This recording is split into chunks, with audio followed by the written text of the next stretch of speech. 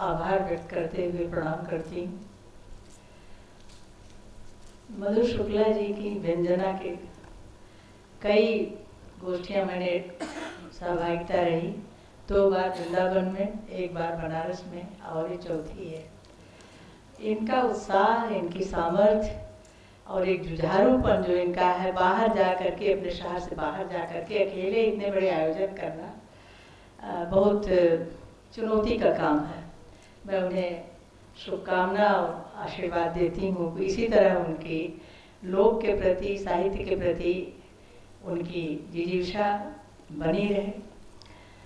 आज रामलीला पर चर्चा हुई।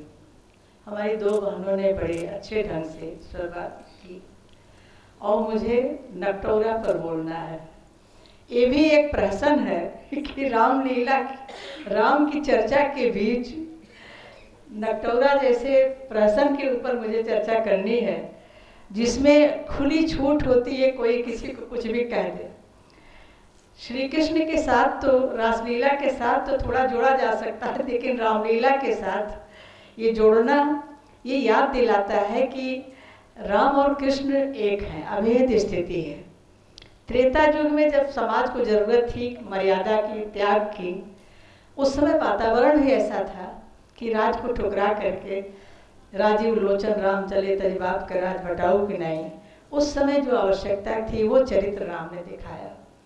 और महाभारत काल में जब 1 इंच जमीन भी देने का को कोई नहीं तैयार हुआ, उस समय श्री कृष्ण की जरूरत थी और उन्होंने साम दाम दंड भेद सबके साथ जो है प्रेम की लीला का जो प्रसार किया, वो रासलीलाओं में मिलता है। तो ये जो आनंद की अनुभूति है ये होती रहे और लोग तमाम तनाव से मुक्त होता रहे, इसलिए लोक नाट्यों की परंपरा जो है हमारे यहाँ धनुष यज्ञ होता है हमारे गाँव में। और तुलसीदास जी का तो सब जगह मैंने देखा है कि सुना है। बादा में मेरे बुंदेलखंड में, वहाँ रामचरितमानस का पाठ पार्श्व संगीत के रूप में आता है। और जैसे आप कहें ना, लंबी खींच के साथ आगे अभिनय चलता रहता है। और राम कथा के जो पात्र हैं वो अभिनेता या पात्र नहीं है, जैसा हमारी बहन ने कहा, स्वरूप है।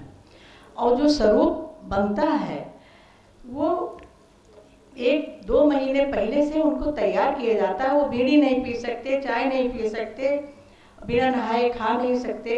ये जो हमारी परंपरा में जो नियम है सात्विक जीवन के, उस चरित्र का निर्वाह करते हुए उन्हें तैयार किया जाता है। और अगर किसी के बारे में शिकायत मिलती है कि ये बीड़ी पीता हुआ मिला या कुछ मांस मदिरा का सेवन किया इसने, तो उसको निकाल दिया जाता है। तो लोग बड़ी श्रद्धा के साथ, और जब राम लीला होती है तो जब हर दरवाजे पर उनका स्वागत होता है, तो सचमुच अनुभव होता है कि ये स्वरूप सचमुच राम लक्ष्मण सीता विराजमान है। सुबह से जो सत्र में जो बातें हुई उसमें सबने ही स्वीकार किया कि पुरुष ही नारी का भी रूप धारण करते थे। हमारे यहाँ सीता जी खूब सुंदर, जो लड़के होते थे उनको बनाया जाता था, और अभी भी वो परंपरा थी। लेकिन अभी 2-3 साल से मैंने कहा कि नहीं, जब लड़कियां हर क्षेत्र में आगे आई हैं तो इनको वंचित न किया जाए। मेरा नाटक हमारे गांव में खेला गया, तो उसमें मैंने ये शर्त रखी कि लड़कियों का पात्र लड़कियां ही करेंगी। उस बार लड़कों ने किया था, लेकिन अगली बार मैं गई तो गांव की छोटी छोटी बच्चियां, जिनको कभी कोई अभिनय का कोई प्रशिक्षण नहीं मिला है, और उन्होंने इतना सुंदर अभिनय किया, इतने सुंदर संवाद बोले कि मुझे बहुत अच्छा लगा। तो हमारे यहाँ धनुष यज्ञ में जो संवाद होते हैं और राधे श्याम रामायण होते हैं। बचपन में हम लोगों को पूरा याद था। बचपन में बहुत धनुई तोड़ी लक्ष्मण जी करते हैं, पर कभी नहीं इतना गुस्सा आए, ये धनुई माँ का लाल लगा जो स्वामी इतना गर्म आए। इस तरह के संवाद रटे हुए थे और इतने सरल। अब राधे श्याम रामायण को कोई याद ही नहीं करता। उनकी प्रतियां भी मेरे ख्याल से अब दुर्लभ हो गई थी। मैंने कई बार कहा कि इसको फिर से छपवाना चाहिए कहीं जीर्ण शीर्ण अवस्था में। मुझे मालूम नहीं कि वो छपी कि नहीं। कोई बोल रहा है कुछ? है? अच्छा, ठीक है। बीच में समाप्त हो गई थी, मैंने खोजा तो नहीं मिली थी। ये नटौरा पर चर्चा करनी है तो उसमें ये नाटक शब्द का एक परिवर्तित रूप है। लोग कहते हैं कि नटौरा क्या है, कि तमाम तरह के अर्थ लोगों ने बड़े भ्रामक अर्थ दिए, लेकिन नाटक से ही नृत्य बना, नृत्य से ही नाटक बना और उससे ही नटौरा बना। इसे डोमकच और पाई पसरना भी कहते हैं। हमारे यहाँ पाई पसरना कहते हैं, कहीं कहीं डोमकच। ये पाई पसरने का मतलब पाँव पसारना। ये पाँव कौन पसारेगा? स्त्री उसकी संवाहक है। स्त्रियों का पैर पसरे, लक्ष्मी का पैर पसरे और खुशियों का पैर पसरे, ये उसके पीछे व्यंजना जो मेरी समझ में आई वो है। बारात चली जाती है, सारे पुरुष गांव भर के चले जाते हैं, केवल स्त्रियों का राज रहता है। और रात्रि जागरण के लिए भी ये जरूरी है कि रात ऐसे तो जगह नहीं कोई, तो सब रात भर नृत्य गान और नाटक होता है। और हंसी मजाक और अश्लील शब्द जो बोले जाते हैं, तो एक ये भी है लोक विश्वास कि इससे जो आसुरी शक्तियां हैं वो नहीं आएंगी। घर की सुरक्षा भी होगी, आसुरी शक्तियों से भी उनका प्रकोप नहीं होगा और वो भाग जाएंगे। सभी देवता, पुरखे पुरखी, भूत पिशाच सबको आमंत्रित किया जाता है और उनसे विघ्न दूर करने की मनोहार भी की जाती है और उनको गाली भी दी जाती है। सबसे पहले कुटना पछोड़ना होता है और उसमें जो पहला गीत गाया जाता है, वैसे देवी गीत गाया, लेकिन ये गाया जाता है, फूल लोढ़े चली हैं भवानी मैया, हथवा डलरिया लिए और फूलवा के लोभल भंवरवा अचरवा धई के बेल से। और हंसी हंसी पूछें डीह बाबा अपनी बहिन काली माई से, सगरी चुनरिया तुम्हारी लाल आंचरवा काहे धूमिल।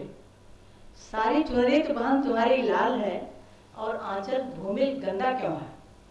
तो कहती हैं कि फूल लोढ़े गयो फुलवरिया मलियवा की बरिया भैया, फूलवा के लोभल भंवरवा अचरवा धई के बेल से।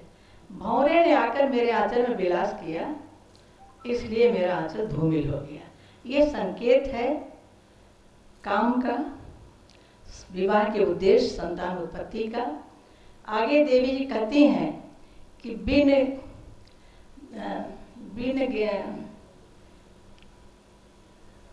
घिया होमिया न होई है और दूधे ही बिन जाओ, और बिन धना धर्म न होई है पुते ही बिन सो है। धना कहते हैं स्त्री को, पत्नी को, तो उस धन्या के बिना, धन्या से बनाइए, उस धन्या उस स्त्री के बिना जीवन नहीं चलेगा, धर्म नहीं होगा। बिन धना धर्म न होई है और पुत्र के बिना सोहर या मंगल नहीं होगा, संतान के बिना। तो ये जो विवाह का चरम उद्देश्य है वो कुटना पछोड़ना के दिन पहला गीत यही होता है। उसके बाद ये पूरा एक नाटक होता है जीवन व्यवहार का, पूरे विवाह संस्कार में, जनेऊ में भी होता है।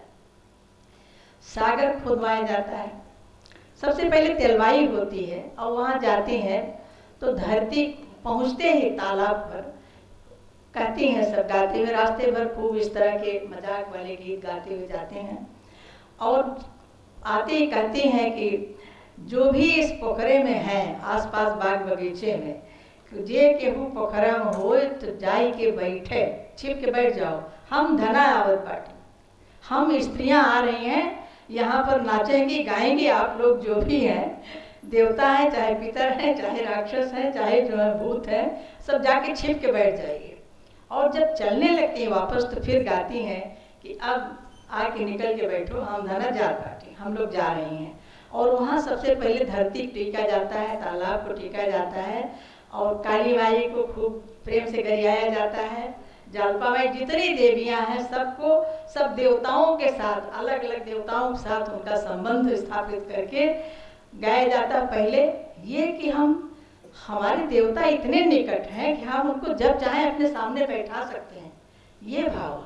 और उनको, वो हमारे इतने आत्मीय हैं, जैसे हम आपस में हंसी मजाक सबसे करते हैं, वो हमारे रिश्तेदार हैं, हमारे समाज के ऐसे अभिन्न हैं, उनको भी गरिया देते हैं। उसके बाद देवी माई गरियाने के बाद फिर जो है और बाकी जो पुरखिने हैं या जितनी स्त्रियां आई हुई हैं डाली उठाए, सबको खूब जम के गाली गाई जाती है। नंदों को,